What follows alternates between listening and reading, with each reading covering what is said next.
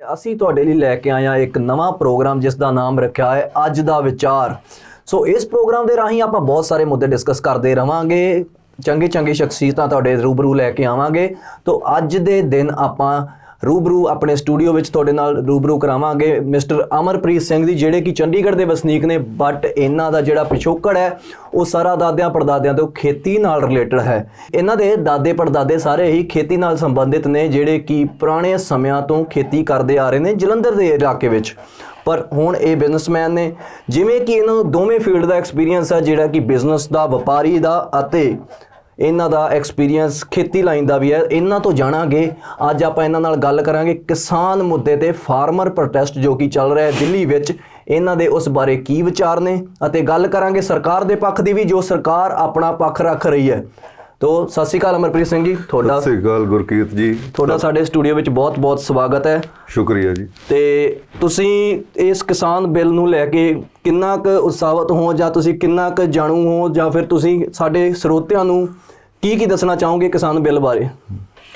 ਗੁਰਕੀਰਤ ਜੀ, ਸਭ ਤੋਂ ਪਹਿਲਾਂ ਤੁਹਾਡਾ ਬਹੁਤ ਧੰਨਵਾਦ ਜੀ, ਅੱਜ ਦੀ ਇਸ ਗੁਫ਼ਤਗੂ ਦੇ ਵਿੱਚ ਨਾ ਮੈਨੂੰ ਸ਼ਿਰਕਤ ਕਰਨ ਲਈ ਤੁਸੀਂ ਸਮਾਂ ਬਖਸ਼ਿਆ।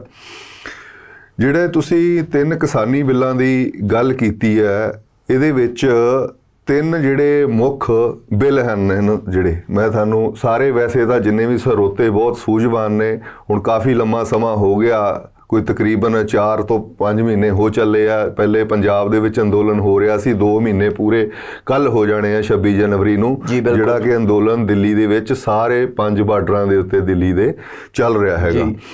ਜਿਹੜੇ 3 ਮੁੱਖ ਬਿੱਲ ਨੇ, ਇਹਦੇ ਵਿੱਚ ਇੱਕ ਬਿੱਲ ਹੈਗਾ ਜਿਹੜਾ APMC ਮੰਡੀਆਂ ਨੇ, ਜਿਹੜੀ ਆਪਣੀ ਕਿਸਾਨੀ ਦੀ ਜਿੰਨਾ ਵੀ ਪ੍ਰੋਡਿਊਸ ਹੁੰਦਾ ਆ, ਜਿਹਨੂੰ ਐਗਰੀਕਲਚਰ ਪ੍ਰੋਡਿਊਸ ਮਾਰਕੀਟ ਕਮੇਟੀ ਦੇ ਅੰਡਰ ਆਉਂਦੀਆਂ ਨੇ, ਜਿਸ ਦੀ ਫੁੱਲ ਫਾਰਮ ਆਪਾਂ ਅਨਸਰਾ ਕਹਿ ਲਈਏ ਤਾਂ, ਉਹ ਮੰਡੀਆਂ ਦਾ ਜਿਹੜਾ ਪ੍ਰਾਈਵੇਟ ਕਰਨ ਦੇ ਬਾਰੇ ਦੇ ਵਿੱਚ ਇਹ ਜਿਹੜਾ ਬਿੱਲ ਲਿਆਂਦਾ ਗਿਆ। ਜਿਹੜੇ ਘਰਾਣੇ ਹੈਗੇ ਨੇ, ਚੰਗੇ ਬਿਜ਼ਨਸ ਘਰਾਣਿਆਂ ਨੂੰ ਇਸ ਦਾ ਕਿਸ ਤਰ੍ਹਾਂ ਵੱਧ ਤੋਂ ਵੱਧ ਲਾਭ ਦਿੱਤਾ ਜਾਵੇ, ਜੋ ਕਿ ਮੌਜੂਦਾ ਸਰਕਾਰ ਦਾ ਸ਼ੁਰੂ ਤੋਂ ਹੀ ਨਾ, ਜਿਹੜੀ 14 ਤੋਂ ਜਦੋਂ ਸਰਕਾਰ ਬਣਾਈ ਆ, ਮੈਂ ਤਾਂ ਅਕਸਰ ਹੀ ਇਸ ਨੂੰ ਵਪਾਰੀਆਂ ਦੀ ਸਰਕਾਰ ਹੀ ਕਹਿਣਾ ਹੁੰਦਾ, ਰਾਈਟ, ਤੇ ਉਸ ਤਰ੍ਹਾਂ ਦਾ ਏਜੰਡਾ ਰਿਹਾ। ਦੂਸਰਾ ਜਿਹੜਾ ਇੱਕ ਬਹੁਤ ਹੀ ਜ਼ਿਆਦਾ ਖਤਰਨਾਕ ਕਾਨੂੰਨ ਆ ਭੰਡਾਰੀਕਰਨ ਦਾ, ਜਿਹਦੇ ਵਿੱਚ ਪਹਿਲੋਂ ਜੋ ਆਲਰੇਡੀ ਸਾਡੇ ਕਾਨੂੰਨਾਂ ਦੇ ਵਿੱਚ ਪ੍ਰਾਵਧਾਨ ਸੀਗਾ ਕਿ ਕੋਈ ਵੀ ਪ੍ਰਾਈਵੇਟ ਘਰਾਣਾ ਜਾਂ ਕੋਈ ਵੀ ਬਿਜ਼ਨਸ ਜਿਹੜਾ ਕਿਸਾਨਾਂ ਦਾ ਪ੍ਰੋਡਿਊਸ ਹੈਗਾ, ਜੋ ਫਸਲ ਉਹਨਾਂ ਦੇ ਕੋਲੋਂ ਖਰੀਦ ਕੇ ਉਸ ਨੂੰ ਸਟਾਕ ਨਹੀਂ ਕਰ ਸਕਦਾ ਸੀਗਾ। ਬਿਲਕੁਲ ਤੁਹਾਡੀ ਗੱਲ ਸਹੀ ਹੈ। ਤੇ ਪਰੰਤੂ ਔਰ ਲਿਮਟ ਦੇ ਵਿੱਚ ਕਰ ਸਕਦਾ, ਉਸਦੀ ਇੱਕ ਸੈੱਟ ਲਿਮਟ ਦਿੱਤੀ ਗਈ ਸੀ, ਸਿਵਾਏ ਕਿ ਜਿਹੜੀਆਂ ਗਵਰਨਮੈਂਟ ਏਜੰਸੀਜ਼ ਹੈਗੀਆਂ ਨੇ, ਗਵਰਨਮੈਂਟ ਏਜੰਸੀਜ਼ ਲਾਈਕ FCI ਹੋ ਗਿਆ, ਆਪਣਾ ਪੰਜਾਬ 'ਚ ਮਾਰਕਫੈਡ ਹੈਗਾ, ਪੰਜਾਬ ਐਗਰੋ ਹੈਗਾ, ਹਰਿਆਣੇ 'ਚ ਹੈਫਰਡ ਹੈ, ਇਹ ਜਿੰਨੀਆਂ ਵੀ ਏਜੰਸੀਜ਼ ਹੈਗੀਆਂ ਨੇ, ਇਹ ਇਸ ਦੀ ਖਰੀਦ ਕਰਕੇ ਰੱਖ ਸਕਦੀਆਂ ਸੀਗੀਆਂ ਔਰ ਫਰਦਰ ਅੱਗੇ ਉਸ ਨੂੰ ਸੇਲ ਕਰਦੀਆਂ ਸੀ, ਜਿੱਦਾਂ ਵੀ ਕਿਸੇ ਅਲੱਗ-ਅਲੱਗ ਜ਼ਰੂਰਤ ਪੈਂਦੀ ਸੀ। ਔਰ 3 ਸਾਲ ਦਾ, ਮੈਨੂੰ 1 ਮਿੰਟ ਇਹਦੇ ਬਾਰੇ ਥੋੜ੍ਹੀ ਜੀ ਡਿਟੇਲ ਦੇ ਵਿੱਚ ਡਿਸਕਸ਼ਨ ਕਰਨ ਦਿਓ। ਤੇ ਉਹ ਜਿਹੜਾ 3 ਸਾਲ ਦਾ ਘੱਟੋ ਘੱਟ, ਅਗਰ ਕੋਈ ਦੇਸ਼ ਦੇ ਅੰਦਰ ਆਪਦਾ ਆ ਜਾਏ, ਕੋਈ ਭੁੱਖਮਰੀ ਪੈ ਜਾਏ ਜਾਂ ਕੋਈ ਕਾਹਲ ਪੈ ਜਾਏ ਜਾਂ ਸੋਕਾ ਪੈ ਜਾਏ, ਉਸ ਏਰੀਆ ਦੇ ਵਿੱਚ ਉਹ ਜਿਹੜਾ ਹੈਗਾ ਆ ਅਨਾਜ ਸਟਾਕ ਕੀਤਾ ਵਰਤਿਆ ਜਾ ਸਕੇ, ਜਾਂ ਕੁਝ ਗਰੀਬਾਂ ਨੂੰ, ਜਾਂ ਜਿਵੇਂ ਸਕੂਲਾਂ ਦੇ ਵਿੱਚ ਮਿਡ ਡੇ ਮੀਲ ਦੀ ਵੀ ਸਕੀਮ ਹੈਗੀ ਆ, ਉਹ ਸਾਰਾ ਇਹਨਾਂ ਏਜੰਸੀਆਂ ਤੋਂ ਹੀ ਜਿਹੜਾ ਫੂਡ ਉਹ ਜਾਂਦਾ ਹੈਗਾ, ਉਹਦਾ ਜਿਹੜਾ ਰॉ ਮਟੀਰੀਅਲ ਹੈਗਾ ਅਨਾਜ। ਤੀਸਰਾ ਜਿਹੜਾ ਕਾਨੂੰਨ ਹੈਗਾ ਉਹ ਹੈਗਾ ਕੰਟਰੈਕਟ ਫਾਰਮਿੰਗ। ਆਪਾਂ ਗੱਲ ਕਰ ਰਹੇ ਸੀਗੇ ਕੰਟਰੈਕਟ ਫਾਰਮਿੰਗ ਦੇ ਉੱਤੇ, ਕਿ ਜਿਹੜਾ ਇੱਕ ਕੰਟਰੈਕਟ ਫਾਰਮਿੰਗ ਦਾ ਕਾਨੂੰਨ ਲਿਆਂਦਾ ਹੈ ਅੱਜ ਸੈਂਟਰ ਦੀ ਮੌਜੂਦਾ ਗਵਰਨਮੈਂਟ ਨੇ, ਉਸ ਨੂੰ ਇੱਕ ਲੀਗਲ ਸ਼ੇਪ ਦਿੱਤੀ ਹੈ ਕਿ ਕੋਈ ਵੀ ਘਰਾਣਾ ਕਿੰਨੀ ਵੀ ਜ਼ਮੀਨ ਕੰਟਰੈਕਟ ਤੇ ਕਰ ਸਕਦਾ ਹੈਗਾ।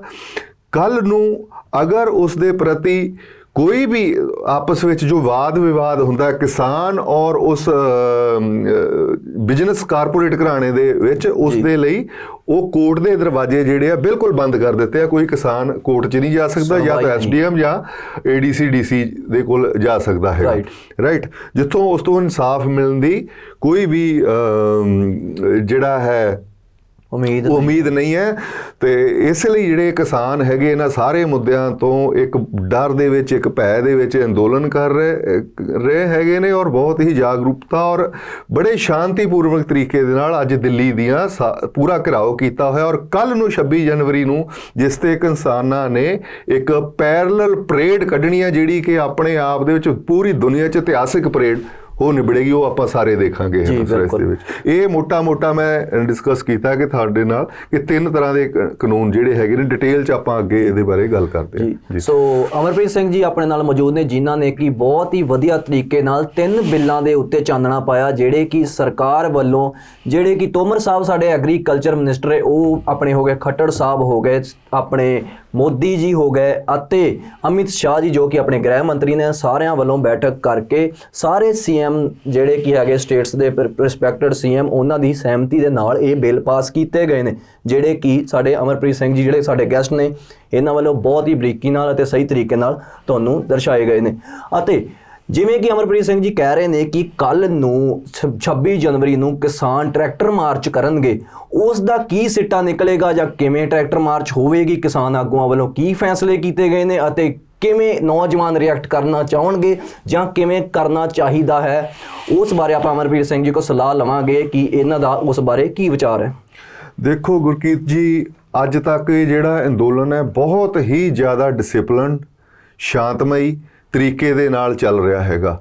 ਇਸ ਦਾ ਸਾਰਾ ਸਿਰਾ ਜਿਹੜੀਆਂ ਜਥੇਬੰਦੀਆਂ ਹੈਗੀਆਂ ਉਹਨਾਂ ਦੇ ਸਿਰ ਵੱਜਦਾ ਹੈਗਾ, ਔਰ ਖਾਸ ਕਰਕੇ ਇਸ ਦੇਸ਼ ਦੇ ਨੌਜਵਾਨਾਂ ਦੇ ਸਿਰ ਵੀ ਰੰਜਾਂਦਾ ਹੈ। ਜੀ ਬਿਲਕੁਲ ਠੀਕ ਹੈ, ਜਿਨ੍ਹਾਂ ਦੀ ਪਿੱਛੇ ਨਾਲ ਸਪੋਰਟ ਕਰਨ ਤੇ ਉਹਨਾਂ ਦੀਆਂ ਭੈਣਾਂ, ਬੀਬੀਆਂ ਤੇ ਹੋਰ ਪਰਿਵਾਰ ਦੀਆਂ ਅਨਸਰਾਂ ਜਿਹੜੀਆਂ ਔਰਤਾਂ ਵੀ ਉਸ ਸੰਘਰਸ਼ ਦੇ ਵਿੱਚ ਉਹਨਾਂ ਦੇ ਨਾਲ ਸ਼ਾਮਲ ਹਨ। ਹੁਣ ਤੁਸੀਂ ਸਵਾਲ ਕੀਤਾ ਕਿ ਕੱਲ ਦਾ ਜਿਹੜਾ ਟਰੈਕਟਰ ਮਾਰਚ ਹੋਵੇਗਾ ਉਸ ਦਾ ਕਿਸ ਤਰ੍ਹਾਂ ਦਾ ਰੂਪ ਰੇਖਾ ਜਿਹੜੀ ਬਣਾਈ ਜਾਵੇਗੀ। ਦੇਖੋ, ਪਹਿਲੋਂ ਜਿਹੜਾ ਇਹਦਾ ਖਬਰਾਂ ਆ ਰਹੀਆਂ ਸਨ ਕਿ ਇਹ ਜਿਹੜਾ ਟਰੈਕਟਰ ਮਾਰਚ ਹੈ ਜੋ ਦਿੱਲੀ ਦੀ ਆਊਟਰ ਰਿੰਗ ਰੋਡ ਹੈ, ਜਿਸ ਦਾ ਕੋਈ ਤਕਰੀਬਨ 40-45 ਕਿਲੋਮੀਟਰ ਦਾ ਟੋਟਲ ਸਟ੍ਰੈਚ ਹੈਗਾ, ਲੈਂਥ ਹੈਗਾ, ਉਸ ਦੇ ਉੱਤੇ ਟਰੈਕਟਰ ਮਾਰਚ ਜਿਹੜਾ ਹੋਵੇਗਾ। ਪਰੰਤੂ ਮੌਜੂਦਾ ਖਬਰਾਂ ਦੇ ਅਨੁਸਾਰ ਜਿਹੜੇ ਟਰੈਕਟਰ ਉੱਥੇ ਪਹੁੰਚ ਚੁੱਕੇ ਨੇ ਉਹ 2.5 ਤੋਂ 3 ਲੱਖ ਦੀ ਗਿਣਤੀ ਦੇ ਵਿੱਚ ਟਰੈਕਟਰ ਜਿਹੜਾ ਦਿੱਲੀ ਦੇ ਵਿੱਚ ਪਹੁੰਚ ਚੁੱਕਿਆ ਹੈ।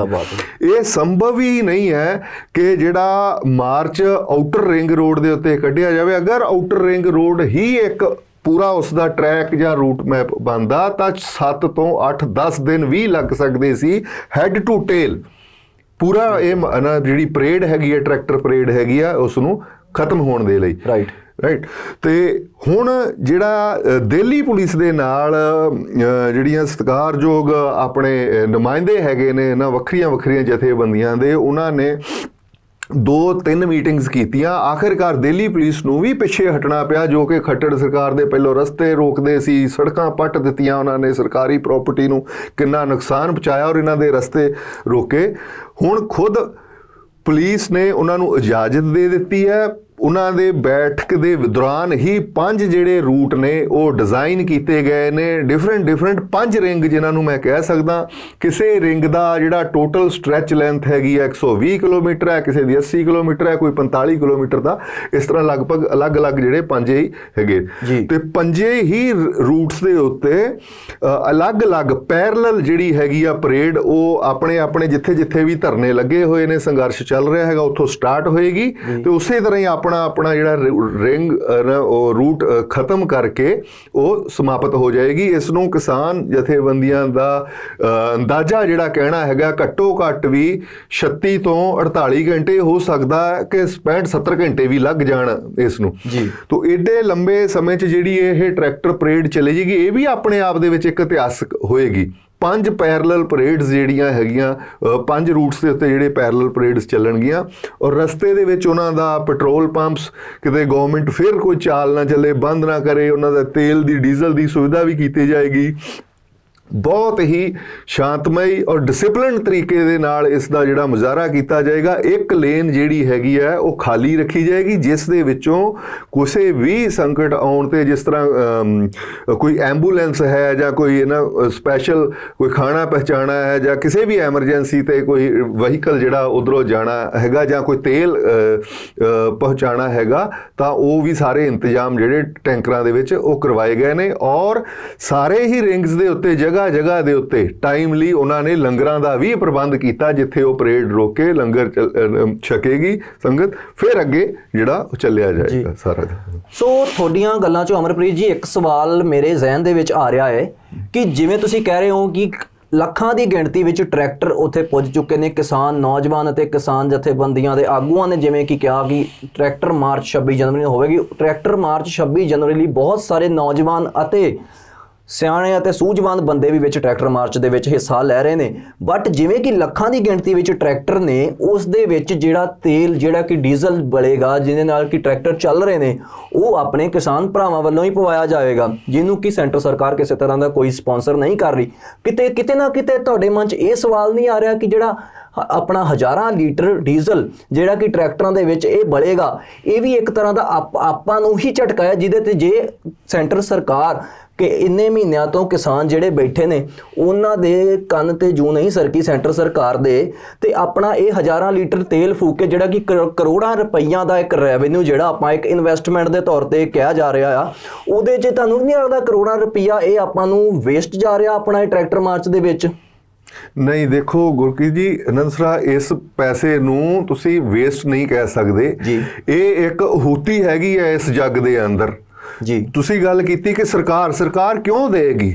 ਸਰਕਾਰ ਦਾ ਤਾਂ ਪੂਰਾ ਟਿੱਲ ਤੱਕ ਦਾ ਜ਼ੋਰ ਲੱਗਿਆ ਹੋਇਆ ਹੈਗਾ ਕਿ ਕਿਸ ਤਰ੍ਹਾਂ ਇਸ ਪੂਰੇ ਸੰਘਰਸ਼ ਨੂੰ ਨਾਸਤੋ ਨਬੂਦ ਕਰ ਦਿੱਤਾ ਜਾਵੇ ਜੀ। ਬਿਲਕੁਲ, ਉਹ 1 ਰੁਪਏ ਦਾ ਵੀ ਯੋਗਦਾਨ ਨਹੀਂ ਪਾਏਗੀ, ਸਗੋਂ ਪੂਰਾ ਜ਼ੋਰ ਲੱਗਿਆ ਹੈ ਕਿਸ ਤਰ੍ਹਾਂ ਇਹ ਵਾਲਾ ਜਿਹੜਾ ਸੰਘਰਸ਼ ਹੈਗਾ ਇਹ ਖਤਮ ਹੋਵੇ ਜਲਦੀ ਤੋਂ ਜਲਦੀ, ਤਾਂ ਕਿ ਸਰਕਾਰ ਜਿਹੜੀ ਵੱਜੀ ਪਈ ਹੈ ਉਹਦਾ ਖਹਿੜਾ ਛੁੱਟੇ।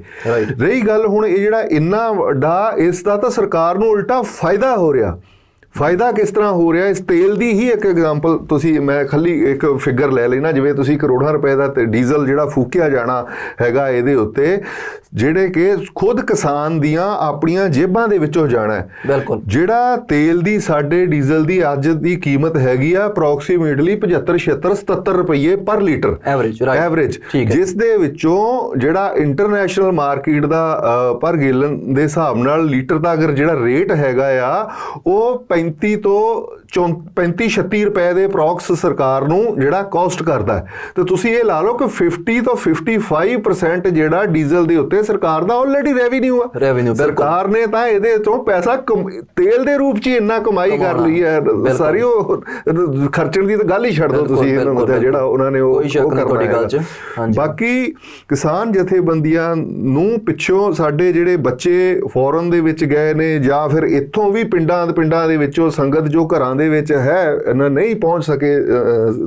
ਧਰਨੇ ਦੇ ਉੱਤੇ, ਅੰਦੋਲਨ ਵਾਲੀ ਜਗ੍ਹਾ ਤੇ, ਉਹ ਫੂਈ ਇਕੱਠੀ ਕਰਕੇ ਜਿਸ ਤਰ੍ਹਾਂ ਹੈਗਾ ਉੱਥੇ ਪਿੱਛੇ ਸਪੋਰਟ ਦਿੱਤੀ ਜਾ ਰਹੀ ਆ ਅਲੱਗ-ਅਲੱਗ ਏਰੀਏ ਦੇ ਵਿੱਚੋਂ, ਸੰਸਥਾ ਦੇ ਵਿੱਚੋਂ।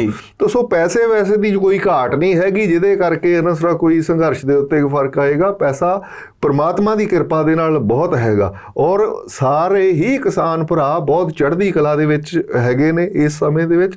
ਔਰ ਇਹ ਸੰਘਰਸ਼ ਮੈਨੂੰ ਲੱਗਦਾ ਹੈ ਕਿ ਸਰਕਾਰ ਬਹੁਤ ਜ਼ਿਆਦਾ ਬੈਕਫੁੱਟ ਤੇ ਆਈ ਹੈ, ਔਰ ਹਮੇਸ਼ਾ ਇਹ ਜਿੱਤ ਕੇ ਹੀ ਨਾ ਵਾਪਸ ਆਣਗੇ। ਮੈਨੂੰ ਨਹੀਂ ਲੱਗਦਾ ਜਿਸ ਤਰ੍ਹਾਂ ਦੀਆਂ ਤਿਆਰੀਆਂ ਕਿਸਾਨਾਂ ਦੀਆਂ ਹੈਗੀਆਂ ਕਿ ਬਿਨਾਂ ਤਿੰਨੇ ਜਿਹੜੇ ਬਿੱਲ ਹੈਗੇ ਆ ਰਿਪੀਲ ਕਰਾਉਣ ਤੋਂ ਕਿਸੇ ਹੋਰ ਜਿਹੜੀਆਂ ਉਹਨਾਂ ਦੀਆਂ ਲੁਭਾਵਣੀਆਂ ਹੈਗੀਆਂ ਕਿ ਇਹਨਾਂ ਨੂੰ ਜੇ ਅਸੀਂ 1.5 ਸਾਲ ਲਈ ਵਾਪਸ ਕਰ ਦਿੰਦੇ ਹਾਂ, ਪਹਿਲੋਂ ਕਹਿੰਦੇ ਸੀ ਸੰਸ਼ੋਧਨ ਕਰਵਾ ਲਓ ਤਾਂ ਕਿ ਉਹ ਉਤੋਂ ਵਾਪਸ ਆ ਸਕਣਗੇ, ਆਣਗੇ ਕਿਸਾਨ, ਉਹਨਾਂ ਨੂੰ ਰਿਪੀਲ ਕਰਾ ਕੇ ਹੀ ਵਾਪਸ ਆਣਗੇ। ਜੀ ਬਿਲਕੁਲ। ਸੋ ਜਿਵੇਂ ਕਿ ਅਮਰਪ੍ਰੀਤ ਜੀ ਕਹਿ ਰਹੇ ਨੇ ਕਿ ਪੈਸੇ ਦੀ ਜਾਂ ਫੰਡਿੰਗ ਦੀ ਕਿਸੇ ਤਰ੍ਹਾਂ ਦੀ ਵੀ ਕੋਈ ਤੰਗੀ ਨਹੀਂ ਆ ਰਹੀ ਕਿਸਾਨ ਜਥੇਬੰਦੀਆਂ ਨੂੰ, ਕਿਉਂਕਿ ਸਾਡੇ ਕੋਲ ਸਾਡੇ NRI ਭਰਾਵਾਂ ਦੇ ਨਾਲ ਖਾਲਸਾ ਏਡ ਵਰਗੀਆਂ ਕਈ ਆਰਗੇਨਾਈਜੇਸ਼ਨਸ ਮੌਜੂਦ ਨੇ ਜਿਹੜੀਆਂ ਕਿ ਬੈਕ ਐਂਡ ਤੋਂ ਸਾਨੂੰ ਹੈਲਪ ਕਰ ਰਹੀਆਂ ਨੇ। ਐਂਡ ਜੇ ਆਪਾਂ ਇਹਦੇ ਤੇ ਵੀ ਇੱਕ ਹੋਰ ਸਵਾਲ ਮੇਰੇ ਜ਼ਿਹਨ 'ਚ ਆ ਰਿਹਾ ਜਿਹੜਾ ਕਿ ਮੈਂ ਅਮਰਪ੍ਰੀਤ ਜੀ ਨੂੰ ਪੁੱਛਣਾ ਚਾਹੂੰਗਾ, ਅਮਰਪ੍ਰੀਤ ਜੀ ਨੂੰ, ਕਿ ਜਿਹੜੇ ਆਪਣੇ ਫਰੰਟ ਐਂਡ ਤੇ ਗਰਾਊਂਡ ਜ਼ੀਰੋ ਤੇ ਕੰਮ ਕਰ ਰਹੇ ਨੇ, ਜਿਨ੍ਹਾਂ ਚੋਂ ਦੋ ਨਾਮ ਬਹੁਤ ਉੱਭਰ ਕੇ ਆ ਰਹੇ ਨੇ, ਇੱਕ ਲੱਖਾ ਸਿਧਾਣਾ ਅਤੇ ਦੀਪ ਸਿੱਧੂ, ਜਿਨ੍ਹਾਂ ਨੂੰ ਕੀ ਜਿਹੜੀਆਂ ਜਥੇਬੰਦੀਆਂ ਦੇ ਆਗੂ ਨੇ ਜੋ ਕਿ ਸਾਡੇ ਸੋਰਸਿਸ ਦੇ ਮੁਤਾਬਿਕ ਉਹਨਾਂ ਨੂੰ ਕੁਝ ਅਲੱਗ ਕਹਿ ਰਹੇ ਨੇ ਕਿ ਇਹ ਸਾਡੇ ਵਿੱਚ ਸਾਡਾ ਹਿੱਸਾ ਨਹੀਂ ਹਨ। ਇਹਦੇ ਵਿੱਚ ਇੱਕ ਤਰ੍ਹਾਂ ਦੀ ਆਪਣੇ ਇੱਕੋ ਹੀ ਇੱਕ ਸੰਗਠਨ ਦੇ ਵਿੱਚ ਪਾੜ ਪੈਂਦਾ ਨਜ਼ਰ ਆ ਰਿਹਾ ਹੈ ਜਾਂ ਨਹੀਂ? ਤੁਹਾਡੇ ਇਸ ਬਾਰੇ ਕੀ ਵਿਚਾਰ ਨੇ ਅਮਰਪ੍ਰੀਤ ਜੀ? ਨਹੀਂ ਗੁਰਕੀਰਤ ਜੀ, ਇਸ ਤਰ੍ਹਾਂ ਦੀ ਕੋਈ ਗੱਲ ਨਹੀਂ ਕਿ ਇਹਨਾਂ ਦੇ ਜਿਹੜਾ ਪਾੜ ਪੈਂਦਾ ਨਜ਼ਰ ਆ ਰਿਹਾ। ਦੇਖੋ, ਸੰਘਰਸ਼ ਦੇ ਵਿੱਚ ਜਦੋਂ ਅਲੱਗ-ਅਲੱਗ ਲੋਕ ਚੱਲਦੇ ਨੇ, ਜੋ ਅਲੱਗ-ਅਲੱਗ ਰਿਪਰੈਜ਼ੈਂਟੇਟਿਵ ਹੁੰਦੇ ਨੇ, ਆਪਣਾ ਕਈ ਛੋਟੀਆਂ ਜਥੇਬੰਦੀਆਂ ਮਿਲ ਕੇ ਇੱਕ ਵੱਡਾ ਸੰਘਰਸ਼ ਬਣਦਾ ਹੈਗਾ। ਠੀਕ ਹੈ। ਹਾਂ, ਨਿਸ਼ਾਨਾ ਸਭ ਤੋਂ ਇੰਪੋਰਟੈਂਟ ਜਾਂ ਦੇਖਣ ਵਾਲੀ ਚੀਜ਼ ਇਹ ਹੈਗੀ ਹੈ ਕਿ ਨਿਸ਼ਾਨਾ ਤਾਂ ਇੱਕ ਹੈ ਨਾ ਸਾਰਿਆਂ ਦਾ। ਬਿਲਕੁਲ, ਨਿਸ਼ਾਨਾ ਇੱਕ ਹੈ। ਖਿਆਲਾਂ ਦੇ ਵਿੱਚ ਥੋੜਾ ਬਹੁਤਾ ਮਤਭੇਦ ਹੋ ਸਕਦਾ, ਉਹ ਠੀਕ ਹੈ ਕਿ ਬਾਅਦ ਵਿੱਚ ਪੰਜਾਬ ਦੇ ਵਿੱਚ ਆਣ ਕੇ ਆਨੰਦ ਉਹ ਸਾਰੇ ਮਤਭੇਦ ਵੀ ਦੂਰ ਕਰ ਲਏ ਜਾਣਗੇ।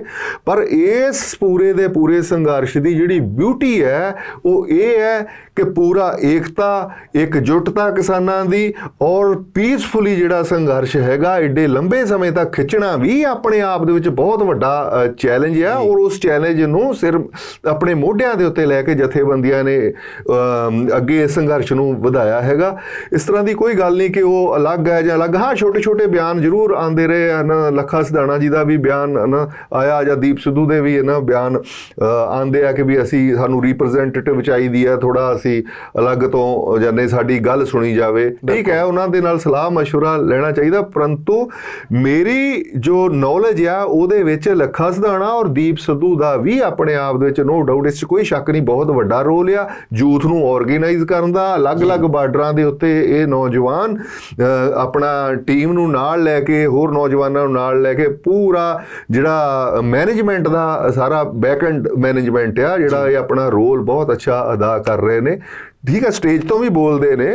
ਲੱਖਾ ਸਿਧਾਣਾ ਜੀ ਦੀਆਂ ਕਈ ਵਾਰ ਸਪੀਚ ਆਈਆਂ। ਹਾਂ, ਇੱਕ ਵਾਰ ਥੋੜਾ ਜਿਹਾ ਹੋ ਗਿਆ ਕਿ ਉਹਨਾਂ ਨੂੰ ਥੋੜਾ ਟਾਈਮ ਲੇਟ ਦਿੱਤਾ ਗਿਆ ਜਾਂ ਕਿਵੇਂ ਆ, ਨੌਜਵਾਨੀ ਹੈ, ਥੋੜਾ ਖੂਨ ਖੋਲ ਜਾਂਦਾ, ਐਗਰੈਸਿਵਨੈਸ ਹੋਣੀ ਵੀ ਚਾਹੀਦੀ ਹੈ ਥੋੜੀ ਬਹੁਤੀ। ਇਸ ਤਰ੍ਹਾਂ ਦੀ ਕੋਈ ਬਾਕੀ ਗੱਲ ਨਹੀਂ ਕਿ ਵੀ ਉਹਨਾਂ ਦੇ ਰਸਤੇ ਅਲੱਗ ਆ ਜਾਣ। ਇਸੇ ਐਗਰੈਸਿਵਨੈਸ ਤੋਂ, ਖੂਨ ਖੋਲਦਾ ਨੌਜਵਾਨੀ ਤੋਂ ਯਾਦ ਆ ਰਿਹਾ ਕਿੱਸਾ ਜਿਹੜਾ ਕਿ ਸਾਹਮਣੇ ਆ ਰਿਹਾ ਥੋੜੇ ਦਿਨ ਪਹਿਲਾਂ ਕਿ ਜਿਹੜਾ ਜਿਵੇਂ ਕਿ ਗਾਜ਼ੀਪੁਰ ਬਾਰਡਰ ਜਿਹੜਾ ਕਿ ਯੂਪੀ ਵੱਲੋਂ ਦਿੱਲੀ ਦੇ ਨਾਲ ਲੱਗ ਰਿਹਾ ਹੈ, ਉਹਦੇ ਤੇ ਯੂਪੀ ਵਾਲੇ ਕਿਸਾਨਾਂ ਨੂੰ ਆਉਣ ਤੋਂ ਰੋਕਿਆ ਜਾ ਰਿਹਾ ਸੀ ਦਿੱਲੀ ਦੇ ਅੰਦਰ। ਬਟ ਜਿਹੜੀ ਕਿ ਸਾਡੀ ਇਨਫੋਰਮੇਸ਼ਨ ਦੇ ਮੁਤਾਬਿਕ ਦੀਪ ਸਿੱਧੂ ਅਤੇ ਲੱਖਾ ਸਿਧਾਣਾ ਇਹ ਦੋ ਸ਼ਖਸ ਹੀ ਸਨ ਜਿਨ੍ਹਾਂ ਨੇ ਜਾ ਕੇ ਸਭ ਤੋਂ ਮੋਹਰੇ ਟਰੈਕਟਰ ਲਗਾਏ ਅਤੇ ਉਹਨਾਂ ਦੇ ਅੱਗੇ ਆਉਣ ਲਈ ਰਸਤਾ ਬਣਾਇਆ। ਇਹਨਾਂ ਨੌਜਵਾਨਾਂ ਦੀ ਸ਼ਾਬਾਸ਼ੀ ਜ਼ਰੂਰ ਬਣਦੀ ਹੈ ਤੇ ਇਹਨਾਂ ਨੌਜਵਾਨਾਂ ਨੂੰ ਸ਼ਾਬਾਸ਼ੀ ਮੈਂ ਕਹਿੰਦਾ ਆਪਣੇ ਜਿਹੜੇ ਜਥੇਬੰਦੀਆਂ ਦੇ ਆਗੂ ਨੇ ਉਹ ਵੀ ਜ਼ਰੂਰ ਇਹਨਾਂ ਨੂੰ ਸ਼ਾਬਾਸ਼ੀ ਦੇਣ, ਜਦ ਕਿ ਇਹਨਾਂ ਦਾ ਉਤਸ਼ਾਹ ਵਧੇ, ਕਿਉਂਕਿ ਨੌਜਵਾਨਾਂ ਦਾ ਇੱਕ ਬਹੁਤ ਵੱਡਾ ਰੋਲ ਹੈ ਜੀ। ਤੇ ਇੱਕ ਗੱਲ ਮੈਂ ਤੁਹਾਨੂੰ ਹੋਰ ਪੁੱਛਣਾ ਚਾਹੂੰਗਾ, ਜਿਵੇਂ ਕਿ ਮੈਨੂੰ ਪਤਾ ਲੱਗਿਆ ਵੀ ਕਿ ਕੁਝ ਥੋੜੇ ਦਿਨ ਪਹਿਲਾਂ ਤੁਸੀਂ ਵੀ ਟਿਕਰੀ ਬਾਰਡਰ ਤੇ ਵਿਜ਼ਿਟ ਕੀਤਾ ਹਨਾ, ਤੇ ਉੱਥੇ ਦਾ ਤੁਹਾਡਾ ਕਿੱਦਾਂ ਦਾ ਐਕਸਪੀਰੀਅੰਸ ਰਿਹਾ ਐਂਡ ਤੁਹਾਨੂੰ ਕੀ ਦੇਖਣ ਨੂੰ ਮਿਲਿਆ, ਕਿੱਦਾਂ ਦਾ ਮਾਹੌਲ ਸੀ ਉੱਥੇ, ਕਿੱਦਾਂ ਦੇ ਲੋਕ ਮਿਲੇ? ਜਿਵੇਂ ਕਿ ਸਰਕਾਰਾਂ ਕਹਿ ਰਹੀਆਂ ਨੇ ਉੱਥੇ ਖਾਲਿਸਤਾਨੀ ਬੈਠੇ, ਉੱਥੇ ਟੈਰਰਿਸਟ ਬੈਠੇ ਨੇ, ਇਦਾਂ ਦੀਆਂ ਕੁਝ ਹਾਸੇ ਵਾਲੀਆਂ ਗੱਲਾਂ, ਹਾਸਾਜਨਕ ਗੱਲਾਂ ਸਾਹਮਣੇ ਆ ਰਹੀਆਂ ਸਾਡੇ ਤੋਂ। ਅਮਰਪ੍ਰੀਤ ਸਿੰਘ ਜੀ ਨੂੰ ਆਪਾਂ ਇਹ ਸਵਾਲ ਪੁੱਛਾਂਗੇ ਵੀ ਤੁਹਾਡਾ ਐਕਸਪੀਰੀਅੰਸ ਉੱਥੇ ਦਾ ਕਿੱਦਾਂ ਦਾ ਸੀ? ਦੇਖੋ, ਮੇਰੀ ਉਮਰ ਕੋਈ ਤਕਰੀਬਨ 45 ਪਲੱਸ ਨਜ਼ਰ ਹੋ ਗਈ ਹੈ ਜੀ। ਮੈਂ ਆਪਣੀ ਜ਼ਿੰਦਗੀ ਦੇ ਵਿੱਚ ਇਸ ਤਰ੍ਹਾਂ ਦਾ ਪਹਿਲੋਂ ਕੋਈ ਸੰਘਰਸ਼ ਨਹੀਂ ਦੇਖਿਆ। ਛੋਟੇ ਸੰਘਰਸ਼ ਹੁੰਦੇ ਸੀ, ਅੱਛੇ ਵੀ ਨਜ਼ਰ ਹੁੰਦੇ ਸੀ, ਐਡਾ ਬਹੁਤ ਵੱਡਾ ਕਿਸੇ ਦੁਨੀਆ ਦੇ ਕੋਨੇ ਦੇ ਵਿੱਚ ਸੰਘਰਸ਼ ਹੋਇਆ ਹੋਵੇ। ਔਰ ਆਪਣੀ ਹੋਸ਼ ਦੇ ਵਿੱਚ ਦੇਖਣਾ ਤਾਂ ਦੂਰ ਦੀ ਗੱਲ, ਮੈਂ ਆਪਣੇ ਪੁਰਖਿਆਂ ਤੋਂ, ਬਜ਼ੁਰਗਾਂ ਤੋਂ ਕਦੀ ਸੁਣਿਆ ਵੀ ਨਹੀਂ ਸੀ ਕਿ ਐਡਾ ਵੱਡਾ ਸੰਘਰਸ਼ ਕਦੀ ਕਿਸੇ ਮੁੱਦੇ ਦੇ ਉੱਤੇ ਹੋਇਆ ਹੋਵੇ ਪਹਿਲੋਂ 47 ਤੋਂ ਪਹਿਲੋਂ। ਹਾਂ, ਪਾਰਟੀਸ਼ਨ ਦੇ ਵੇਲੇ ਜ਼ਰੂਰ ਜਾਂ ਬਹੁਤ ਸਾਰਾ ਹਜੂਮ ਜਿਹੜਾ ਉਧਰ ਲੈਂਦੇ ਪੰਜਾਬ ਵੱਲ, ਪਾਕਿਸਤਾਨ ਪੰਜਾਬ ਵੱਲ ਗਿਆ ਜਾਂ ਉਧਰੋਂ ਇੱਧਰ ਸ਼ਿਫਟ ਹੋਇਆ, ਉਹਦੀ ਤਾਦਾਦ ਹੋ ਸਕਦੀ ਹੈ। ਪਰੰਤੂ ਸੰਘਰਸ਼ ਜਿਸ ਚੀਜ਼ ਨੂੰ ਆਪਾਂ ਕਹਿੰਦੇ ਹਾਂ ਅੰਦੋਲਨ, ਐਡਾ ਵੱਡਾ ਅੱਜ ਤੱਕ ਨਹੀਂ ਹੋਇਆ। ਤੁਸੀਂ ਸਵਾਲ ਕੀਤਾ ਕਿ ਮੇਰਾ ਆਪਣਾ ਪਰਸਨਲ ਐਕਸਪੀਰੀਅੰਸ ਕਿਸ ਤਰ੍ਹਾਂ ਦਾ ਰਿਹਾ ਟਿਕਰੀ ਬਾਰਡਰ ਦੇ ਉੱਤੇ 2 ਦਿਨ ਜਿਹੜਾ ਅਸੀਂ ਲਗਾ ਗਏ ਆ। ਹਾਂ, ਨੋ ਡਾਊਟ ਗੁਰਕੀਰਤ ਜੀ ਤੁਸੀਂ ਵੀ ਨਾਲ ਸੀਗੇ, ਤੁਹਾਨੂੰ ਵੀ ਇਹਦਾ ਨਜ਼ਾਰਾ ਹੋਏਗਾ ਕਿ ਆਪਣੇ ਪਟਿਆਲੇ ਤੋਂ ਪਰਮਿੰਦਰ ਸਿੰਘ ਜੀ ਦੋਸਤ ਤੇ ਹੋਰ ਉਹਨਾਂ ਦੇ ਸੱਜਣਾਂ ਨੇ ਇੱਕ ਸੰਸਥਾ ਹੈ ਜਿਨ੍ਹਾਂ ਦੇ ਨਾਲ ਆਪਾਂ ਨੂੰ ਮੌਕਾ ਮਿਲਿਆ ਉੱਥੇ ਜਾਣ ਦਾ। ਤੇ ਮੇਰੇ ਮੁਤਾਬਕ ਇੱਕ ਜਿਹੜਾ ਉਸ ਸੰਘਰਸ਼ ਦੇ ਵਿੱਚ ਇੱਕ ਅਲੱਗ ਹੀ ਤਰ੍ਹਾਂ ਦਾ ਇੱਕ ਅਲੌਕਿਕ ਜਿਹਾ ਔਰਾ ਜਿਹੜਾ ਬਣਿਆ ਹੋਇਆ ਹੈ, ਇੱਕ ਅਲੱਗ ਹੀ ਪੋਜ਼ਿਟਿਵਨੈਸ ਹੈਗਾ, ਜਿਹੜੀ ਕਿ ਤੁਸੀਂ ਐਂ ਕਹਿ ਲਓ ਕਿ ਗੁੰਗੇ ਦੀ ਮਠਿਆਈ ਵਾਲਾ ਕੰਮ ਹੈ। ਮੈਂ ਸ਼ਬਦਾਂ ਦੇ ਵਿੱਚ ਉਹ ਬਿਆਨ ਕਰਕੇ ਨਹੀਂ ਦੱਸ ਸਕਦਾ, ਜਿਵੇਂ ਗੁੰਗੇ ਨੂੰ ਮਠਿਆਈ ਦਾ ਸਵਾਦ ਤਾਂ ਆਉਂਦਾ ਹੈ ਜੀ, ਪਰ ਉਹ ਦੱਸ ਨਹੀਂ ਸਕਦਾ ਕਿੰਨੀ ਕੁ ਮਿੱਠੀ ਹੈ ਜਾਂ ਇਹਨਾਂ ਦੂਜਾ ਕਿਸ ਤਰ੍ਹਾਂ ਦੀ। ਬਿਲਕੁਲ ਬਿਲਕੁਲ, ਤੁਸੀਂ ਇਹ ਮੇਰੀ ਹੋ ਸਕਦਾ ਕਿ ਫੀਲਿੰਗ ਸਮਝ ਗਏ ਹੋਵੋਗੇ, ਸ਼ਬਦਾਂ ਦੀ ਕਮੀ ਆ ਰਹੀ ਹੈ, ਪਰ ਜਿਹੜੇ ਅੰਦਰੋਂ ਜਿਹੜੇ ਜਜ਼ਬਾਤ ਆ ਵੀ ਇੰਨਾ ਸ਼ਾਂਤੀ, ਇੰਨਾ ਅਲੌਕਿਕ ਨਜ਼ਾਰਾ, ਇੰਨੀ ਇੱਕ ਦੂਜੇ ਪ੍ਰਤੀ ਰਿਸਪੈਕਟ। ਗੱਲਾਂ ਸੁਣਦੇ ਹੁੰਦੇ ਸੀ ਇੱਕ ਪੁਰਾਣੇ ਜ਼ਮਾਨੇ ਦੇ ਵਿੱਚ, ਹੁਣ ਉਹ ਜ਼ਮਾਨਾ ਨਹੀਂ ਰਿਹਾ ਕਿ ਪੁਰਾਣੇ ਸਮੇਂ ਦੇ ਵਿੱਚ ਜਦੋਂ ਵਾਂਢੇ ਜਾਣਾ, ਆਪਣੇ ਘਰੋਂ ਤੋਂ ਜੁੱਤੀ ਪਿੱਛੇ ਟੰਗ ਲੈਣੀ, ਕੱਪੜੇ ਪੰਡ ਬੰਨ ਕੇ ਡੰਡੇ ਨਾਲ ਟੰਗ ਲੈਣੇ, ਤੇ ਸ਼ਾਮ ਹੋ ਜਾਣੀ, ਕਿਸੇ ਦੇ ਘਰ ਵੀ ਕੁੰਡਾ ਖੜਕਾ ਕੇ ਤੁਸੀਂ ਰਾਤ ਰੁਕ ਜਾਂਦੇ ਹੁੰਦੇ ਸੀ ਜਿਹੜੇ ਬਜ਼ੁਰਗ ਆਪਣੇ ਸੀਗੇ, ਤੇ ਉਹਨਾਂ ਨੇ ਰੋਟੀ ਪਾਣੀ ਵੀ ਦੇਣਾ, ਮਾਣ ਸਤਿਕਾਰ ਵੀ ਕਰਨਾ, ਸੇਵਾ ਕਰਕੇ ਮੰਜਾ ਬਿਸਤਰਾ ਦੇਣਾ, ਸਵੇਰੇ ਪ੍ਰਸ਼ਾਦਾ ਪਾਣੀ ਛਕਾ ਕੇ ਬਾਕੀ ਨਾਲ ਲਿਜਾਣ ਨੂੰ ਵੀ ਦੇਣਾ, ਰਸਤੇ 'ਚ ਅੱਗੇ ਛਕ ਲਿਓ ਤੇ ਫਿਰ ਤੋਰ ਦੇਣਾ ਬਿਨਾਂ ਕਿਸੇ ਜਾਣ ਪਛਾਣ, ਬਿਨਾਂ ਕਿਸੇ ਅਨਸਰ। ਸੋ ਇਹ ਉਹ ਸਾਂਝਾਂ ਜਿਹੜੀਆਂ ਹੋਈਆਂ ਉੱਥੇ, ਇੱਕ ਆਪਣੇ ਆਪ ਦੇ ਵਿੱਚ ਪਿੰਡ ਬਣੇ ਹੋਏ ਨੇ ਸਾਰੇ ਦੇ ਸਾਰੇ, ਤੇ ਅਲੱਗ-ਅਲੱਗ ਟਰਾਲੀਆਂ ਦੇ ਵਿੱਚ। ਹਾਂ, ਮੈਂ ਟਰਾਲੀਆਂ ਤੋਂ ਇੱਕ ਹੋਰ ਇੱਥੇ ਚੀਜ਼ ਐਡ ਕਰਦਾ ਕਿ ਜਿੰਨੇ ਲੰਗਰਾਂ ਦੀ ਵਿਵਸਥਾ ਉੱਥੇ ਹੈ ਆਲਰੇਡੀ, 15 ਤੋਂ 20% ਲੋਕ ਉਹਨਾਂ ਲੰਗਰਾਂ ਦੇ ਵਿੱਚ ਜਿਹੜੇ ਹੈਗੇ ਆ ਕਿਸਾਨ ਆਪਣੇ ਲੰਗਰ ਛਕ ਰਹੇ ਨੇ। ਬਾਕੀ ਲੰਗਰ ਆਲੇ ਦੁਆਲੇ ਜਿਹੜੇ ਲੋਕ, ਕੋਈ ਗਰੀਬ ਗੁਰਬੇ, ਕੁਝ ਆਪਣੇ ਜਿਹੜੇ ਮਜ਼ਦੂਰ ਜਾਂ ਝੁੱਗੀ ਝੌਂਪੜੀ 'ਚ ਰਹਿਣ ਵਾਲੇ, ਉੱਥੋਂ ਛਕਦੇ ਨੇ। ਬਾਕੀ ਸਾਰੇ ਕਿਸਾਨ ਐਜ਼ ਐਨ ਛੋਟੀ ਛੋਟੀ ਕਮਿਊਨਿਟੀ ਆਪਣੇ ਪਿੰਡ ਦੇ, ਜਿੱਦਾਂ 4 ਟਰਾਲੀਆਂ ਇੱਕ ਜਗ੍ਹਾ ਹੋ ਗਈਆਂ, 2 ਇੱਕ ਜਗ੍ਹਾ ਹੋ ਗਈਆਂ, 5 ਟਰਾਲੀਆਂ ਇੱਕ ਜਗ੍ਹਾ ਤੇ, ਉਹ ਆਪਣਾ ਆਪਣਾ ਲੰਗਰ ਖੁਦ ਤਿਆਰ ਕਰਦੇ ਨੇ। ਸੋ ਮੈਂ ਇਹ ਗੱਲ ਐਗਜ਼ਾਮਪਲ ਤਾਂ ਦਿੱਤੀ, ਤੇ ਤੁਸੀਂ ਕਿਸੇ ਵੀ ਟਰਾਲੀ 'ਚ ਚਲੇ ਜਾਓ, ਤੁਸੀਂ ਕਿਸੇ ਵੀ ਇੱਕ ਅਨਸਰਾ ਪਿੰਡ ਦੇ ਬੰਦਿਆਂ ਕੋਲ ਖੜ ਜਾਓ, ਤਾਂ ਉਹ ਤੁਹਾਨੂੰ ਚਾਹ ਤੋਂ ਬਿਨਾਂ ਖੀਰ, ਹੋਰ ਪਤਾ ਹੀ ਨਹੀਂ ਕਿਹੜੀਆਂ ਕਿਹੜੀਆਂ ਜਹਾਨ ਦੀਆਂ ਅਨਸਰਾ ਡਿਸ਼ਸ ਜਿਹੜੀਆਂ ਉੱਥੇ ਉਹ ਤਿਆਰ ਕਰਦੇ ਨੇ, ਰਾਈਟ। ਤੇ ਉਹ ਤੁਹਾਨੂੰ ਖਾਧੇ ਪੀਤੇ ਤੋਂ ਬਿਨਾਂ ਜਾਣ ਦਿਓ, ਜਿੱਦਾਂ ਮਰਜ਼ੀ ਕੁੰਡਾ ਖੜਕਾ ਕੇ ਟਰਾਲੀ ਦਾ ਤੁਸੀਂ ਬਹਿ ਕੇ ਪ੍ਰਸ਼ਾਦਾ ਛਕ ਲਓ ਅਨਸਰਾ, ਕੋਈ ਭੇਦਭਾਵ ਨਹੀਂ, ਕੋਈ ਤੁਹਾਨੂੰ ਪੁੱਛੇਗਾ ਨਹੀਂ ਤੁਹਾਡਾ ਧਰਮ ਕੀ ਆ, ਤੁਹਾਡੀ ਜਾਤ ਕੀ ਆ, ਤੁਹਾਡਾ ਸਟੇਟ ਕੀ ਹੈ, ਤੁਹਾਡਾ ਅਨੰਦ ਜਾਂ ਪ੍ਰਾਂਤ ਅਨਸਰਾ ਕਿਹੜਾ ਹੈਗਾ, ਕਿਸ ਕਮਿਊਨਿਟੀ ਨੂੰ ਤੁਸੀਂ ਬਿਲੋਂਗ ਕਰਦੇ ਹੋ, ਨਥਿੰਗ। ਮਤਲਬ ਇਸ ਤਰ੍ਹਾਂ ਦਾ ਜਿਹੜਾ ਭਾਈਚਾਰਾ ਹੈ ਨਾ, ਇੱਕ ਆਪਣੇ ਆਪ ਦੇ ਵਿੱਚ ਇੱਕ ਮਿਸਾਲ ਹੈਗੀ ਆ। ਦੂਜੀ ਗੱਲ ਤੁਸੀਂ ਕੀਤੀ ਕਿ ਸਰਕਾਰਾਂ ਕਦੀ ਤਾਂ ਕਹਿ ਰਹੀਆਂ, ਸਰਕਾਰ ਦਾ ਕੋਈ ਸਟੈਂਡ ਹੀ ਨਹੀਂ ਹੈ ਜੀ। ਉਹ ਇਸ ਪੂਰੇ ਦੇ ਪੂਰੇ ਅੰਦੋਲਨ ਨੂੰ ਤਾੜ-ਪੀੜੋ ਕਰਨ ਵਾਸਤੇ ਕਈ ਤਰ੍ਹਾਂ ਦੇ ਗੰਦੇ ਹੱਥ ਕੰਡੇ ਸਰਕਾਰ ਨੇ ਵਰਤੇ। ਪਹਿਲੋਂ ਕਦੀ ਇਹਨਾਂ ਨੂੰ ਖਾਲਿਸਤਾਨੀ ਕਿਹਾ, ਕਦੀ ਵੱਖਵਾਦੀ ਕਿਹਾ, ਕਦੀ ਨਕਸਲਾਈਟ ਕਿਹਾ। ਫਿਰ ਨਾ ਸਰਕਾਰ ਕਹੀ ਜਾਂਦੀ ਹੈ ਕਿ ਇਹ ਨਾ ਕਿਸੇ ਇੱਕ XYZ ਪਾਰਟੀਕੂਲਰ ਪੋਲੀਟੀਕਲ ਪਾਰਟੀ ਦੇ ਵੱਲੋਂ ਉਕਸਾਏ ਹੋਏ ਲੋਕ ਹੈ ਨੇ ਜਿਹੜੇ ਇੱਥੇ ਆਣ ਕੇ ਇਹ ਅੰਦੋਲਨ ਕਰ ਰਹੇ ਨੇ। ਸਰਕਾਰ ਦਾ ਕੋਈ ਸਟੈਂਡ ਨਹੀਂ ਹੈ, ਉਹ ਸਿਰਫ ਔਰ ਸਿਰਫ ਬਿਆਨਬਾਜ਼ੀ ਕਰਦੀ ਹੈ ਔਰ ਬੁਖਲਾਈ ਹੋਈ ਆ। ਟੂ ਬੀ ਵੈਰੀ ਫਰੈਂਕ, ਜਿਹੜੀ ਤੁਹਾਨੂੰ ਮੈਂ ਗੱਲ ਦੱਸਾਂ, ਸਰਕਾਰ ਦਾ ਪੂਰੇ ਦਾ ਪੂਰਾ ਜ਼ੋਰ ਲਗਾ ਕੇ ਦੇਖ ਲਿਆ, ਹੁਣ ਢਿੱਲੀ ਪੈ ਗਈ ਅਖੀਰ ਦੇ ਵਿੱਚ ਆਣ ਕੇ। ਲੈਟਸ ਸੀ ਕਿ ਦਿਨ ਅੱਗੇ ਕੀ ਹੁੰਦਾ। ਪ੍ਰਮਾਤਮਾ ਨੇ ਇਹ ਕਿਰਪਾ ਕੀਤੀ ਹੈ, ਹੁਣ ਤੱਕ ਇਸ ਅੰਦੋਲਨ ਨੂੰ ਇਸ ਮੁਕਾਮ ਤੱਕ ਪਹੁੰਚਾਇਆ। ਪ੍ਰਮਾਤਮਾ ਦੀ ਕਿਰਪਾ ਤੋਂ ਬਿਨਾਂ ਇਹ ਸੰਭਵ ਹੀ ਨਹੀਂ ਸੀਗਾ। ਹਾਂ, ਪ੍ਰਮਾਤਮਾ ਦੀ ਕਿਰਪਾ ਦੀ ਮੈਂ ਗੱਲ ਕਰਦਾ, ਇਸ ਦੇ ਵਿੱਚ ਮੈਂ ਤੁਹਾਡੇ ਇੱਕ ਚੀਜ਼ ਹੋਰ ਐਡ ਕਰ ਦੇਣਾ ਕਿ ਉੱਥੇ ਮਾਹੌਲ ਕਿਸ ਤਰ੍ਹਾਂ ਸੀ। ਤੁਸੀਂ ਐ ਸਮਝ ਲਓ ਕਿ ਉਸ ਸੰਗਤ ਦੇ ਰੂਪ ਦੇ ਵਿੱਚ ਅਕਾਲ ਪੁਰਖ ਖੁਦ ਵਰਤ ਰਿਹਾ ਹੈਗਾ ਉੱਥੇ। ਕਿਆ ਬਾਤ, ਕਿਆ ਬਾਤ। ਬਿਲਕੁਲ ਜਿਵੇਂ ਕਿ ਅਮਰਪ੍ਰੀਤ ਜੀ ਨੇ ਕਿਹਾ ਕਿ ਉੱਥੇ ਕਿੰਨਾ ਭਾਈਚਾਰਾ ਨਜ਼ਰ ਆ ਰਿਹਾ, ਜਿਵੇਂ ਕਿ ਅਕਾਲ ਪੁਰਖ ਖੁਦ, ਪਰਮਾਤਮਾ ਖੁਦ ਉਤਰ ਕੇ ਉੱਥੇ ਚੱਲ ਕੇ ਸਾਰਾ ਕੁਝ ਖੁਦ ਡਾਇਰੈਕਸ਼ਨ ਗਾਈਡ ਜਿਹਨੂੰ ਕੀ ਕਹਿ ਰਹੇ ਨੇ, ਉਹ ਪਰਮਾਤਮਾ ਖੁਦ ਸਭ ਕੁਝ ਚਲਾ ਰਿਹਾ ਹੈ। ਮੈਂ ਖੁਦ ਉੱਥੇ ਵਿਜ਼ਿਟ ਕੀਤਾ ਹੈ, ਅਮਰਪ੍ਰੀਤ ਜੀ ਨੇ ਮੈਨੂੰ ਨਾਲ ਲਿਜਾਣ ਦਾ ਸੁਭਾਗ ਆਪਣਾ ਬਖਸ਼ਿਆ, ਮੈਨੂੰ ਮੌਕਾ ਦਿੱਤਾ ਅਤੇ ਮੈਂ ਉੱਥੇ ਪਹੁੰਚਿਆ। ਅਤੇ ਜਿਹੜੀ ਚੀਜ਼ ਮੈਨੂੰ ਨਜ਼ਰ ਆਈ, ਜਿਵੇਂ ਕਿ ਇਤਿਹਾਸ ਪੜ੍ਹਦੇ ਆਏ ਹਾਂ ਸਿੱਖੀ ਦਾ, ਗੁਰੂ ਗੋਬਿੰਦ ਸਿੰਘ ਜੀ ਨੇ ਕਿਹਾ ਸੀ, ਇਨ ਪੁੱਤਰਨ ਕੇ ਸੀਸ ਪਰ ਵਾਰ ਦੀਏ ਸੁਤ ਚਾਰ ਮੋਏ ਤੋਂ ਕਿਆ ਹੁਆ, ਜੀਵਤ ਕਈ ਹਜ਼ਾਰ। ਮੇਰੇ ਵਿਚਾਰ ਦੇ ਅਕੋਰਡਿੰਗ ਜਿਹੜੇ ਹਜ਼ਾਰ ਉਹਨਾਂ ਨੇ ਕਿਹਾ ਸੀ ਨਾ, ਜੀਵਤ ਕਈ ਹਜ਼ਾਰ, ਉਹ ਕਈ ਹਜ਼ਾਰ ਮੈਨੂੰ ਉੱਥੇ ਬਾਰਡਰ ਤੇ ਬੈਠੇ ਨਜ਼ਰ ਆਏ। ਐਬਸੋਲੂਟਲੀ। ਤੇ ਇੱਕ ਉਹੀ ਗੁਰੂ ਗੋਬਿੰਦ ਸਿੰਘ ਜੀ ਦੇ ਜਿਹੜੇ 4 ਸਾਹਿਬਜ਼ਾਦੇ ਆ, ਉਹਨਾਂ ਦੇ ਸਾਹਿਬਜ਼ਾਦਿਆਂ ਦੇ ਦਰਸ਼ਨ ਮੈਨੂੰ ਉਸ ਸੰਗਤ ਵਿੱਚੋਂ ਵਾਕਿਆ ਹੋਏ। ਇਹ ਇੱਕ ਬਹੁਤ ਹੀ ਵੱਡੀ ਉਪਲਬਧੀ ਆ ਮੇਰੇ ਲਈ। ਤੋ ਅੱਗੇ ਆਪਾਂ ਗੱਲ ਕਰਦੇ ਹਾਂ ਕਿ ਸਰਕਾਰਾਂ ਬਾਰੇ, ਕਿ ਸਰਕਾਰ ਹੁਣ ਝੁਕੇਗੀ ਜਾਂ ਨਹੀਂ ਝੁਕੇਗੀ, ਜਾਂ ਕਿੰਨਾ ਟਾਈਮ ਲੱਗੇਗਾ, ਇਹ ਸੰਘਰਸ਼ ਹੋਰ ਕਿੰਨਾ ਲੰਬਾ ਚੱਲ ਸਕਦਾ ਹੈ। ਇਹ ਆਪਾਂ ਹਜੇ ਕੁਝ ਪੱਕਾ ਤਾਂ ਦੱਸ ਨਹੀਂ ਸਕਦੇ, ਆਪਾਂ ਸਿਰਫ ਇੱਕ ਅੰਦਾਜ਼ਾ ਲਗਾ ਸਕਦੇ ਹਾਂ ਕੀ ਹੋ ਸਕਦਾ ਹੈ। ਉਹ ਆਪਾਂ ਪੁੱਛਦੇ ਹਾਂ ਅਮਰਪ੍ਰੀਤ ਜੀ ਕੋਲੋਂ। ਦੇਖੋ, ਜਿਹੜੀ 26 ਜਨਵਰੀ ਦੀ ਪਰੇਡ ਹੋਣੀ ਹੈ ਹੁਣ ਕੱਲ 26 ਜਨਵਰੀ ਦੀ ਟਰੈਕਟਰ ਪਰੇਡ ਹੋਏਗੀ। ਇਸ ਦੇ ਉੱਤੇ ਬਹੁਤ ਚੀਜ਼ਾਂ ਨਿਰਭਰ ਕਰਦੀਆਂ ਨੇ। ਸਰਕਾਰ ਆਲਰੇਡੀ ਬੈਕਫੁੱਟ ਤੇ ਆ ਚੁੱਕੀ ਹੈ ਔਰ ਝੁਕਣਾ ਹੀ ਪਏਗਾ। ਸਰਕਾਰ ਦੇ ਕੋਲ ਕੋਈ ਦੂਸਰੀ ਆਪਸ਼ਨ ਨਹੀਂ ਹੈ ਇਹ ਕਾਲੇ ਕਾਨੂੰਨਾਂ ਨੂੰ ਰਿਪੀਲ ਕਰਨ ਤੋਂ ਬਿਨਾਂ। ਠੀਕ ਹੈ ਕਿ ਆਪਣਾ ਅੜੀਅਲ ਵਰਤੀਰਾ, ਕਿਉਂਕਿ ਕਾਰਪੋਰੇਟ ਦਾ ਉਹਨਾਂ ਦੇ ਉੱਪਰ ਜੋ ਫੰਡਿੰਗ ਇਹਨਾਂ ਦੀ ਇਲੈਕਸ਼ਨ ਦੇ ਵਾਸਤੇ ਕਰਦੇ ਆ ਘਰਾਣੇ, ਉਹਨਾਂ ਦਾ ਵਜਨ ਹੀ ਇੰਨਾ ਹੈ। ਉਸ ਵਜਨ ਦੇ ਥੱਲਿਓਂ ਗੁਰਕੀਰਤ ਜੀ ਨਿਕਲਣਾ ਸਰਕਾਰ ਵਾਸਤੇ ਇੰਨਾ ਆਸਾਨ ਨਹੀਂ ਹੈ। ਜੀ ਜੀ ਜੀ, ਜਿਵੇਂ ਕਿ ਤੁਸੀਂ ਕਹਿ ਰਹੇ ਹੋ ਤੱਕੜੀ ਹੈ ਹਨਾ, ਇੱਕ ਪਾਸੇ ਪੈਸੇ ਪਏ ਨੇ, ਹਾਂ ਬਿਲਕੁਲ, ਇੱਕ ਪਾਸੇ ਕਿਸਾਨ ਪਏ ਨੇ, ਬਟ ਹਾਲੇ ਕਿਸਾਨਾਂ ਨਾਲੋਂ ਜ਼ਿਆਦਾ ਭਾਰ ਉਸ ਨੋਟਾਂ ਦਾ ਜਿਹੜੇ ਕਿ ਕਾਰਪੋਰੇਟ ਘਰਾਣਿਆਂ ਵੱਲੋਂ ਰੱਖੇ ਗਏ ਨੇ। ਹੁਣ ਤੁਸੀਂ ਇਹ ਦੇਖੋ ਕਿ ਜਿਸ ਤਰ੍ਹਾਂ ਨਾ ਸਮਾਂ ਅੱਗੇ ਵਧਦਾ ਰਿਹਾ ਤੇ ਪਿੰਡਾਂ ਦੇ ਵਿੱਚ ਉਤਸ਼ਾਹ ਤਾਂ ਆਲਰੇਡੀ ਬਹੁਤ ਹੈਗਾ, ਪਰ ਸੰਗਤ ਹੋਰ ਦਿੱਲੀ ਵੱਲ ਜ਼ਿਆਦਾ ਕੂਚ ਕਰ ਰਹੀ ਹੈ ਔਰ ਇਹ ਸਰਕਾਰ ਦੇ ਵਾਸਤੇ ਇੱਕ ਨਾ ਇੱਕ ਦਿਨ ਮੁਸੀਬਤ, ਬਹੁਤ ਵੱਡੀ ਮੁਸੀਬਤ ਬਣ ਜਾਏਗੀ। ਸਾਰੇ ਰਸਤੇ ਅਗਰ ਰੋਕ ਲਏ ਗਏ, ਹੱਲੇ ਤਾਂ ਉਹਨਾਂ ਨੇ ਟਰੈਕ ਖੋਲੇ ਹੋਏ ਨੇ, ਆਵਾਗਮਨ ਹੈ ਨਾ ਹੋ ਰਿਹਾ ਹੈਗਾ ਥੋੜਾ, ਠੀਕ ਹੈ, ਵਿੱਚ ਉਵੇਂ ਮੂਵ ਨਹੀਂ ਕਰ ਰਿਹਾ ਸਾਰਾ ਤਾਂ, ਬਟ ਦਿੱਲੀ ਨੂੰ ਸਾਰਾ ਆਵਾਗਮਨ ਹੋ ਰਿਹਾ ਹੈਗਾ। ਅਗਰ ਪੂਰੀ ਦਿੱਲੀ ਦਾ ਪ੍ਰੋਪਰ ਘਰਾਓ ਅਗਰੈਸਿਵਲੀ ਕਰ ਦਿੱਤਾ, ਕਿਸਾਨ ਆਪਣਾ ਇੱਕ ਪੁਆਇੰਟ ਛੱਡ ਦੇਣ ਕਿ ਵੀ ਅਸੀਂ ਇਸ ਨੂੰ ਸ਼ਾਂਤਮਈ ਜਾਂ ਹਨਸਰਾ ਦੇਖੋ ਕੀ ਹੁੰਦਾ, ਤਾਂ ਪੂਰੇ 1 ਜਾਂ 1.5 ਮਹੀਨਿਆਂ ਦੇ ਵਿੱਚ ਸਰਕਾਰ ਦੀ ਚੀਕ ਪੈ ਜਾਣੀ ਹੈ ਜੀ, ਕੋਈ ਸ਼ੱਕ ਨਹੀਂ ਤੁਹਾਡੀ ਗੱਲ 'ਚ। ਹਾਂ, ਔਰ ਪਹਿਲੋਂ ਹੀ ਜਿਹੜਾ ਉੱਥੇ ਡਿਮਾਂਡ ਵਰਸਸ ਸਪਲਾਈ ਦਾ ਸਾਰਾ ਫਾਰਮੂਲਾ ਹੈਗਾ ਵੀ ਜਿਹੜੇ ਉੱਥੇ ਭਾਅ ਆਲਰੇਡੀ ਪਿਆਜ਼ ਜਾਂ ਹੋਰ ਰਾਸ਼ਨ ਦੇ ਦਿੱਲੀ ਦੇ ਅੰਦਰ ਜਿੰਨੀ ਕੁ ਡਿਮਾਂਡ ਉਨੀ ਦੀ ਉਨੀ ਹੈ ਔਰ ਸਪਲਾਈ ਘਟ ਜਾ ਰਹੀ ਹੈ ਔਰ ਪਹਿਲੋਂ ਹੀ ਦੁੱਗਣੇ ਜਿਹੜੇ ਭਾਅ ਨਾ ਵੱਧ ਚੁੱਕੇ ਨੇ।